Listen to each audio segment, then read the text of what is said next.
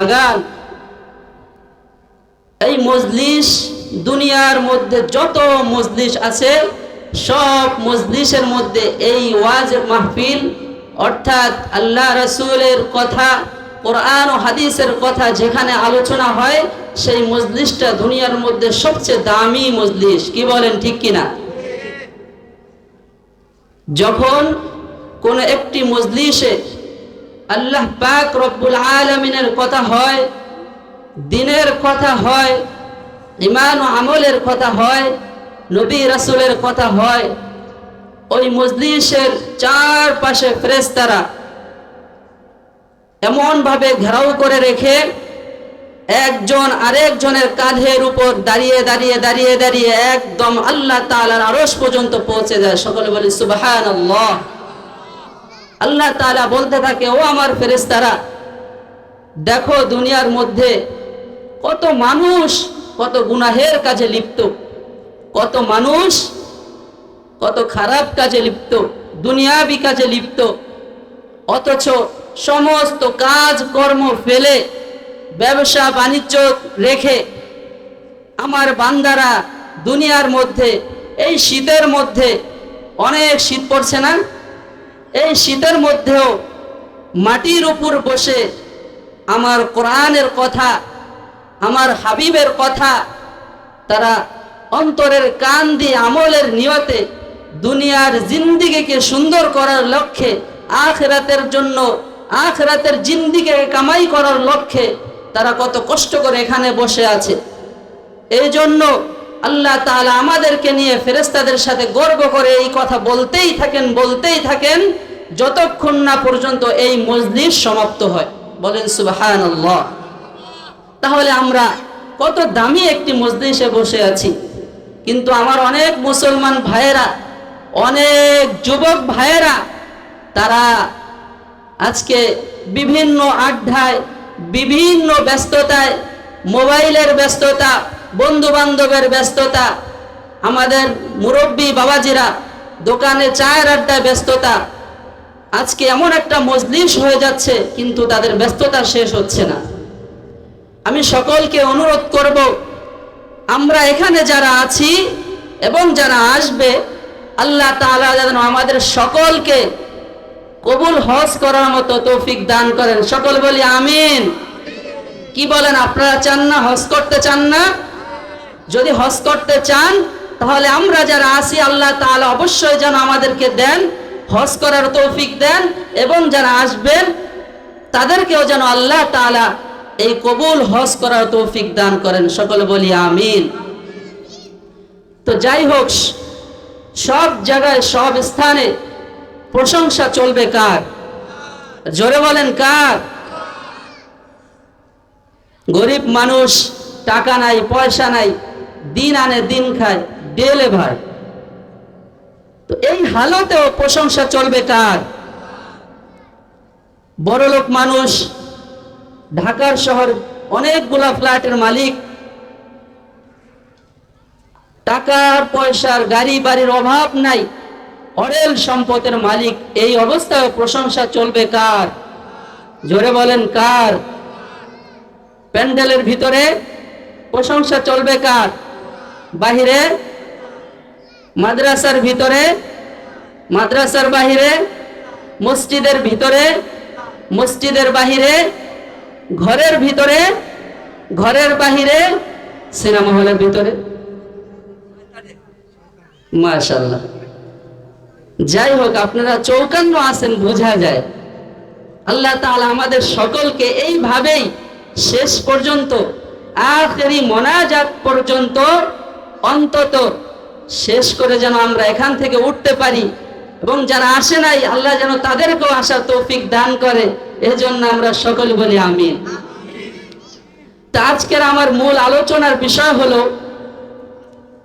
আমরা তো দুনিয়ার মধ্যে আল্লাহ আমাদেরকে সৃষ্টি করেছেন একটি উদ্দেশ্যে। কি বলেন?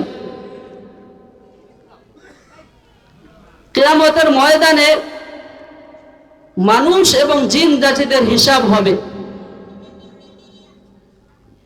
আর দুনিয়ার মধ্যে যত মাখলুকাত আছে, দুনিয়ার মধ্যে যত জানোয়ার, যত মাখলুকাত আছে, আশরাফুল মাখলুকাত মানুষ এবং জিন ছাড়া তাদের কারো কোনো হিসাব আল্লাহ তাআলার কাছে হবে না।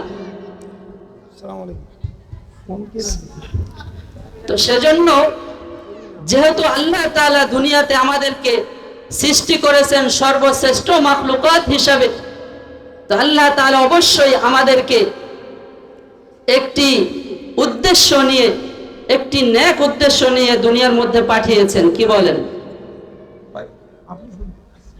তো আল্লাহ তাআলা পবিত্র কালামুল্লাহর ভিতরে সূরাতুল জারিয়াতের মধ্যে বলেন, ওয়ামা খালাকাতুল জিন্না ওয়াল ইনসা ইল্লা লিয়াবুদুন, আমি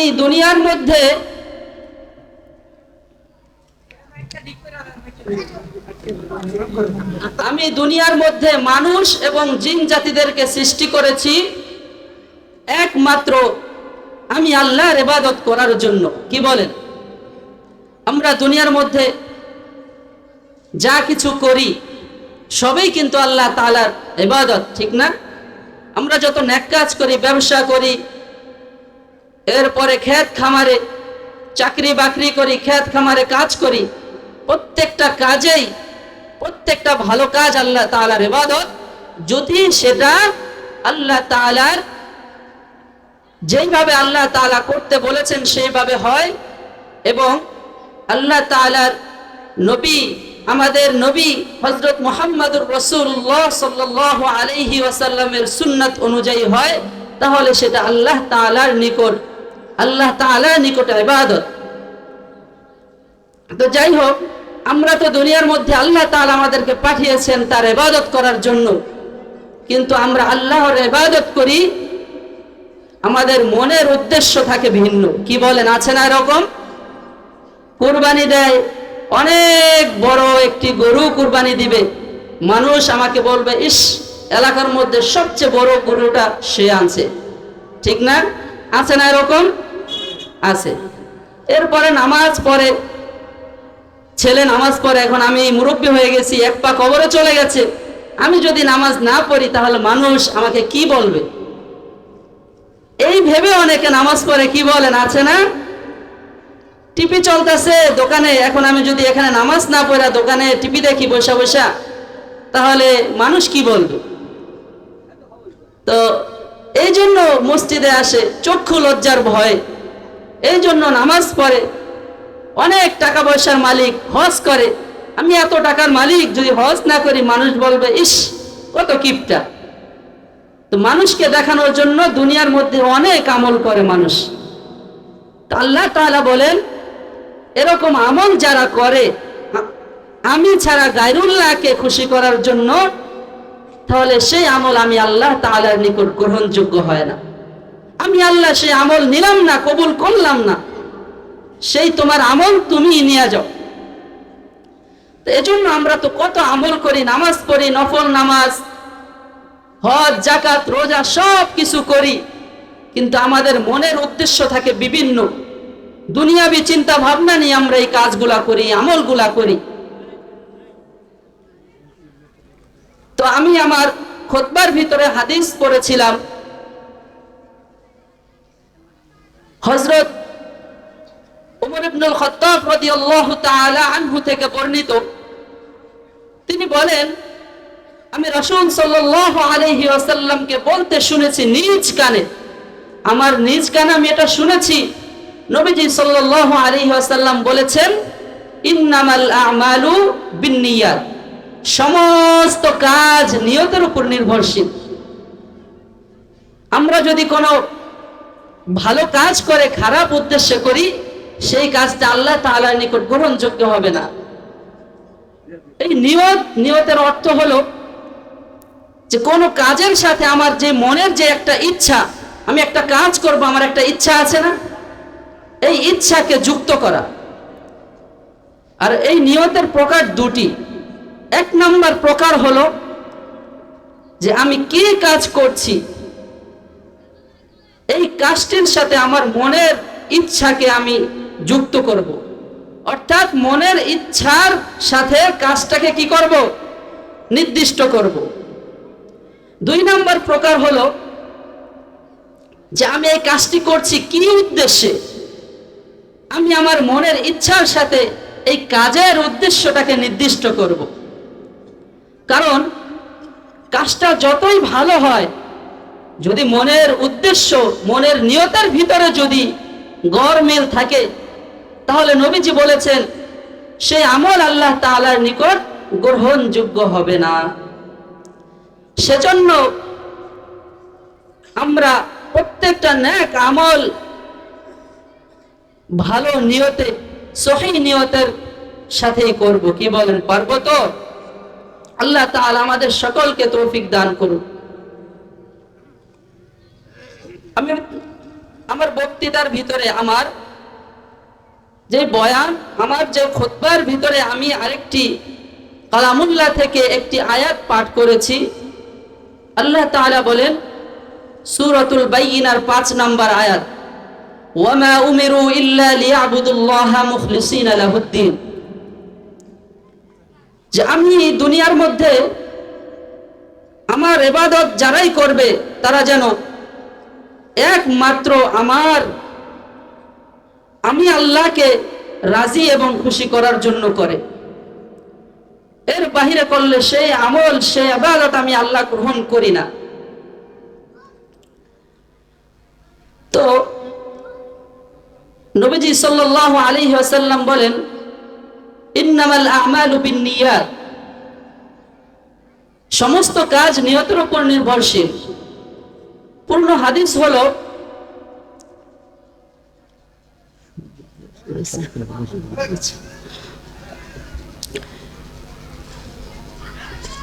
ওয়া ইন্নামা লিকুল্লি ইমরিইম মা নাওয়া, প্রত্যেক ব্যক্তি যে নিয়ত করবে সে তার নিয়ত অনুযায়ী পাবে।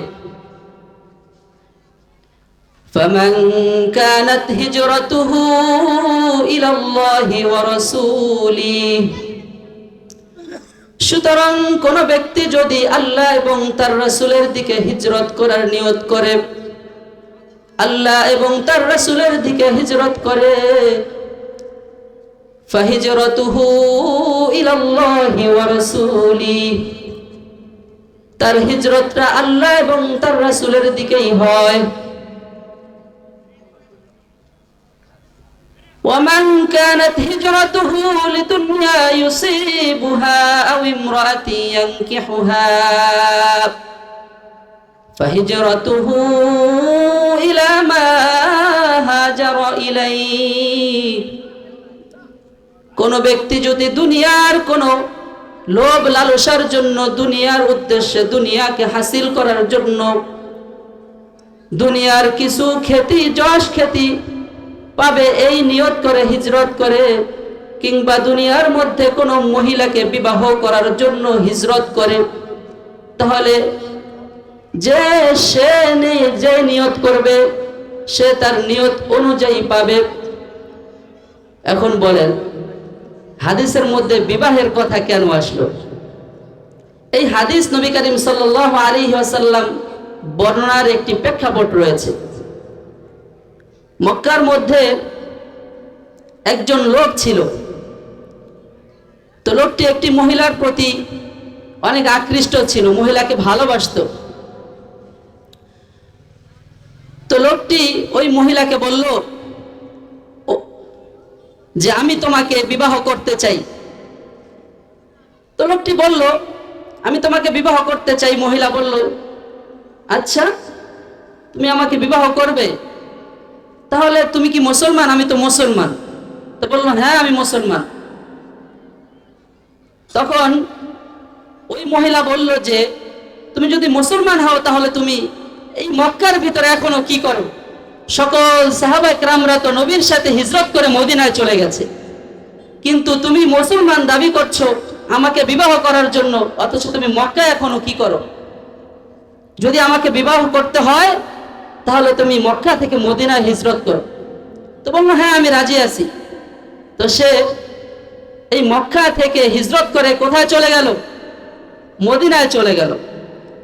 মদিনায় যাওয়ার পর এখন বলতেছে আমি তো হিজরত করে মদিনায় আসছি, এখন আমাকে বিবাহ করো।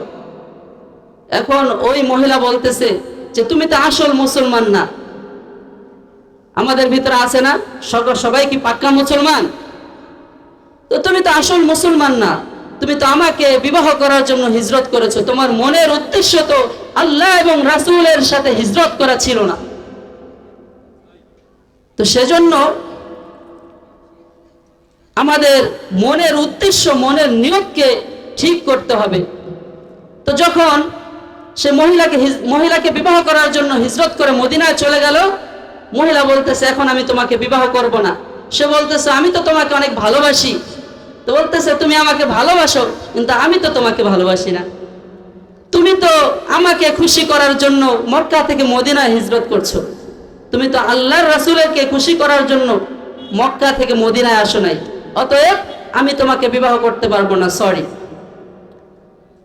তো সাহাবায়ে কেরামরা মজা করে তার একটি নাম, একটি লকব দিয়ে দিল। ওই মহিলার নাম ছিল উম্মে কায়েস। তো লকব অনুযায়ী ওই লোককে মদিনার সাহাবীরা বলতে শুরু করলো এ উম্মে কায়েসের জন্য হিজরতকারী। তো বোঝা গেল মনের নিয়ত হলো আসল। যদি নিয়ত ভালো না থাকে তাহলে কোনো নেক আমল আল্লাহ তাআলার নিকট গ্রহণযোগ্য হবে না। নবীজির আরেকটি হাদিস উম্মুল মুমিনিন হযরত আয়েশা সিদ্দিকা রাদিয়াল্লাহু তাআলা আনহা থেকে বর্ণিত, তিনি বলেন রাসূলুল্লাহ সাল্লাল্লাহু আলাইহি ওয়াসাল্লাম বলেছেন ইয়াউযু জাইশুল কাবাতা ফাইদা কানু বিবাইদা মিনাল আরদ ইউখসাফু বিআউয়ালিহিম ওয়া আখিরিহিম قالت قلت يا رسول الله كيف يخسف بأولهم وآخرهم وفيهم أسواقهم ومن ليس منهم قال رسول الله صلى الله عليه وسلم يخسف بأولهم وآخرهم ثم يبعثون على نياتهم নবীজি সাল্লাল্লাহু আলাইহি ওয়াসাল্লাম বলেন হযরত আয়েশা সিদ্দিকা রাদিয়াল্লাহু তাআলা আনহু বলেন নবীজি সাল্লাল্লাহু আলাইহি ওয়াসাল্লাম বলেছেন কিয়ামতের পূর্ব মুহূর্তে এমন একটি সময় আসবে যেই সময় মানুষের ঈমান এত দুর্বল হয়ে যাবে, এত দুর্বল হয়ে যাবে, মানুষ সকাল বেলা ঈমান নিয়ে ঘর থেকে বের হবে, রাতে ঈমান হারা হয়ে ঘরে ফিরবে। রাতের বেলা মানুষ ঈমান নিয়ে ঘর থেকে বের হবে, সকাল বেলা ঈমান হারা হয়ে ঘরে ফিরবে। ওই সময় একজন জালেম বাদশার আবির্ভাব ঘটবে। নবীজি সাল্লাল্লাহু আলাইহি ওয়াসাল্লাম বলেন ওই সময় একজন জালেম বাদশার আবির্ভাব ঘটবে। ওই বাদশা আল্লাহ তাআলার ঘর বাইতুল্লাহকে ধ্বংস করার জন্য তার দল বল নিয়ে সে কাবা চত্বরে অভিযান চালাবে। নবীজি বলেন ওই বাদশা যখন তার দল বল নিয়ে কাবা চত্বরের কিছুটা আগ মুহূর্তে একটি ভূমি থাকবে, ওই জায়গার নাম হলো বাইদা। ওই বাইদা নামক স্থানে যখন ওই বাদশা তার দল বল নিয়ে হাজির হবে, তখন আল্লাহ তাআলা ফেরেশতাদের মাধ্যমে কুদরতি ভাবে আল্লাহ তাআলা ওই দলের শুরু থেকে শেষ পর্যন্ত সকলকে মাটির সাথে ধসিয়ে দিবে। এরপর নবীজি সাল্লাল্লাহু আলাইহি ওয়াসাল্লাম বলেন আম্মা জান আয়েশা সিদ্দিকা রাদিয়াল্লাহু তাআলা আনহু নবীজিকে জিজ্ঞেস করলেন ইয়া রাসূলুল্লাহ তাদেরকে কেমন করে শুরু থেকে শেষ পর্যন্ত ধসিয়ে দিবে, অথচ তাদের মধ্যে এমন লোক থাকবে যারা সেখানে যুদ্ধ করার জন্য, কাবাঘর ধ্বংস করার জন্য যায়নি, তারা সেখানে ব্যবসা বাণিজ্য করার জন্য গিয়েছে, কিংবা তারা অনেকেই লোক আছে তারা সেখানের অধিবাসী ছিল। কিছু মানুষ এমনও আছে ওই জালেম বাদশার জোরাজুরির কারণে তারা সেখানে কাবাঘরকে ধ্বংস করার জন্য গিয়েছে। তো তাদের শুরু থেকে শেষ পর্যন্ত কিভাবে ধসিয়ে দিবে? নবীজি সাল্লাল্লাহু আলাইহি ওয়াসাল্লাম বলেন ইউখসাফু বিআউয়ালিহিম ওয়া আখিরিহিম থুম্মা ইউবআসুনা আলা নিয়াতিহিম। প্রত্যেক ব্যক্তিকে শুরু থেকে শেষ পর্যন্ত মাটির সাথে ধসিয়ে দিবে, কিন্তু কিয়ামতের ময়দানে হাসরের দিনে আল্লাহ তাআলা যখন পুনরায় জীবিত করবেন, প্রত্যেক ব্যক্তির কি নিয়ত ছিল, তার মনে কি ইচ্ছা ছিল, কারা ওইখানের অধিবাসী ছিল, কারা সেখানে কাবা ঘর ধ্বংস করার জন্য গিয়েছিল, কিংবা কারা ওইখানে ব্যবসা বাণিজ্য করার জন্য গিয়েছিল, প্রত্যেক ব্যক্তিকে তার পরিপূর্ণ সেই নিয়তের উপর পুনরুত্থান করা হবে। কিয়ামতের ময়দানে আল্লাহ তাআলা জিজ্ঞাসা করবেন, ও আমার বান্দারা, তোমরা কি কাবাঘর ভাঙার জন্য গিয়েছিলা? যারা সেখানে কাবাঘর ভাঙার জন্য যায়নি, তাদের মনের উদ্দেশ্য ভাঙা ছিল না, তাদের মনের উদ্দেশ্য ছিল বাদশা জোরাজুরি করেছে, না গেলে আমাদেরকে মেরে ফেলবে, সেই জন্য তারা সেখানে গিয়েছে। আল্লাহ তাআলা তাদেরকে মাফ করে দিবেন। অনেক বান্দারা সেখানে অধিবাসী ছিল, আল্লাহ তাআলা তাদেরকেও মাফ করে দিবেন। কিন্তু যারা সেখানে ব্যবসা বাণিজ্য করার জন্য গিয়েছিল, আল্লাহ তাআলা তাদেরকে পাকড়াও করবেন, কারণ তাদের মাধ্যমে ওই জালেম বাদশার সেই সৈন্যবাহিনী যেই দল ছিল, সেই দল ওই মানুষগুলোর মাধ্যমে ভারী হয়েছে, ওই দল তাদের মাধ্যমে বড় হয়েছে না, যারা সেখানে ব্যবসা করার জন্য গিয়েছিল, কিন্তু তাদের কারণে ওই দলটা অনেক মজবুত বড় হয়েছে। এই জন্য আল্লাহ তাআলা কিয়ামতের দিন ধরবে। তো বোঝা গেল মনের নিয়ত কি। আসো, মনের ভিতরে সঠিক নিয়ত করতে হবে। নিয়ত ঠিক থাকলে আর আমল ঠিক থাকলে সেই আমল আল্লাহ তাআলার নিকট গ্রহণযোগ্য হবে। নবীজি সাল্লাল্লাহু আলাইহি ওয়াসাল্লাম বলেন, বুখারী শরীফের হাদিস, বাইনামা কালবুন ইউতিফু বিরাকিয়াতিন ক্বাদ কাদা ইয়াকতুলুহুল আতাশ ইয রাআতহু বাগয়ুম মিন বাগায়া বানি ইসরাঈল ফানাযাআত মুকাহা ফাস্তাকাত লাহু বিহি ফাসাকাতহু ইয়্যাহ ফাগফারা লাহা বিহি। নবীজি সাল্লাল্লাহু আলাইহি ওয়াসাল্লাম বলেন, বনি ইসরাইলের মধ্যে একজন পতিতা মহিলা ছিল। সেই মহিলাটি একদিন দেখতে পেল যে একটি পিপাসার্ত কুকুর একটি গভীর কূপের চারপাশে ঘোরাফেরা করছিল। অনেক পিপাসার্ত ছিল পানি পান করার জন্য। কুকুরটি একটি কূপের চারপাশে ঘোরপাক খাচ্ছিল, কিন্তু পানি পায় না। পানি অনেক গভীরে ছিল, পানি উঠাইতে পারে না। কুকুরটির এমন অবস্থা, প্রায় মৃত্যুর উপক্রম হয়ে পড়েছিল। তখন সেই পতিতা মহিলার মনের ভিতর একটু দয়া হলো, মায়া হলো।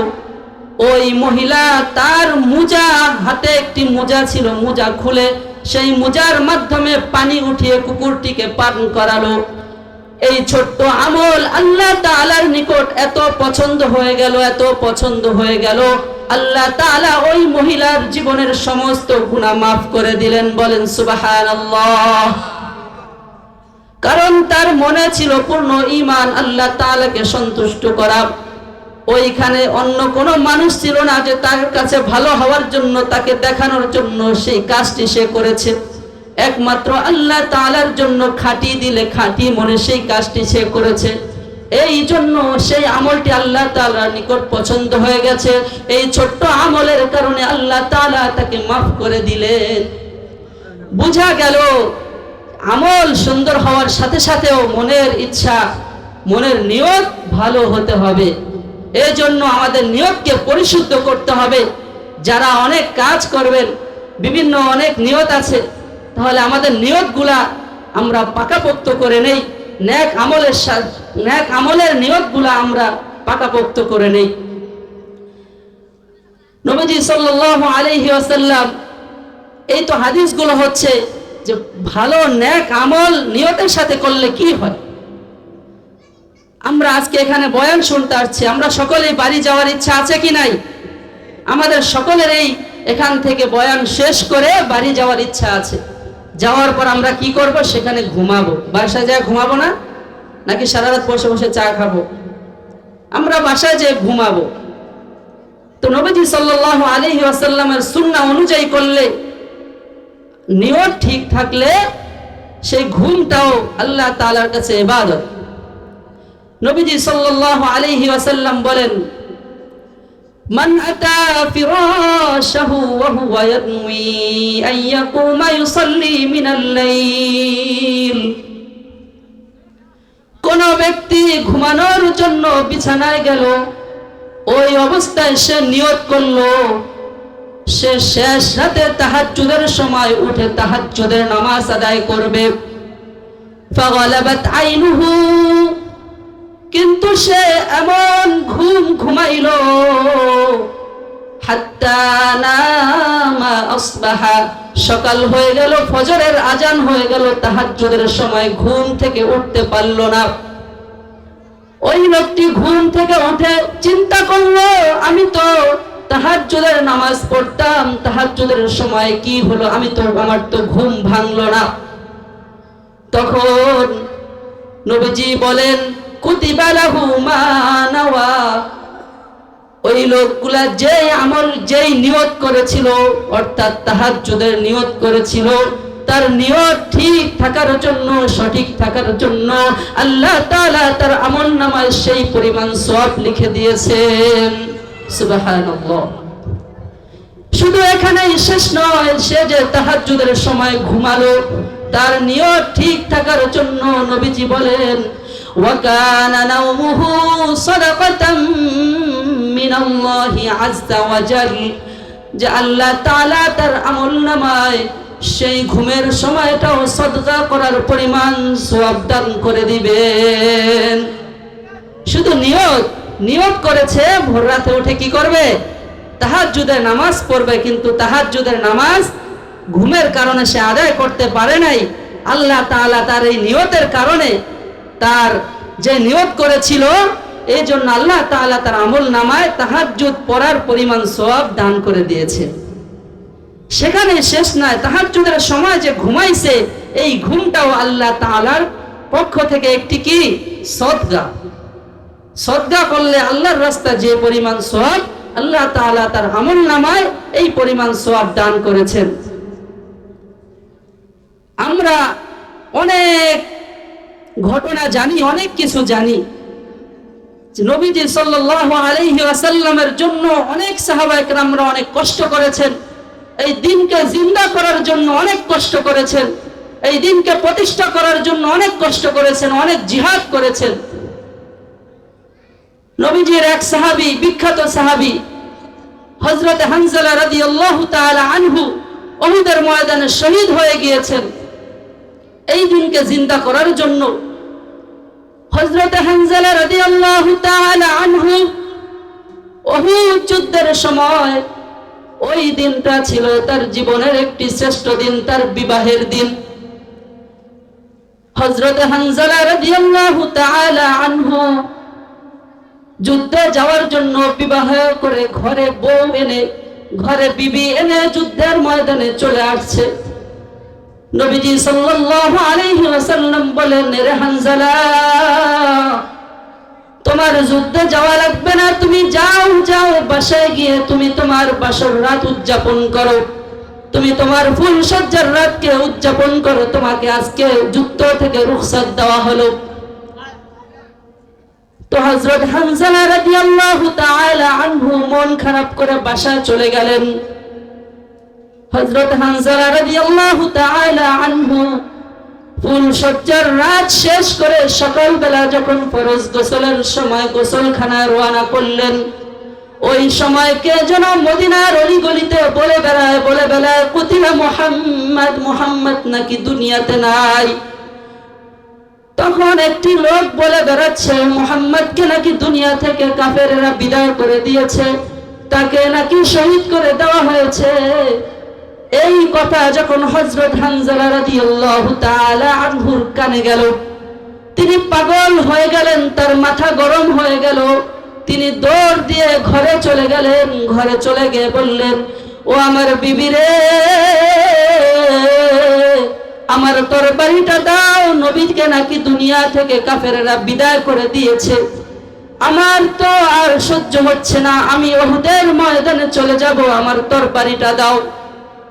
বিবি বলল, যাবেন ভালো কথা, যাওয়ার আগে আপনি আপনার ফরজ গোসলটা করে যান। তখন হযরত হানজালা রাদিয়াল্লাহু তাআলা আনহু বলল, তোমার মনের ভিতরে, তোমার অন্তরের ভিতরে নাকি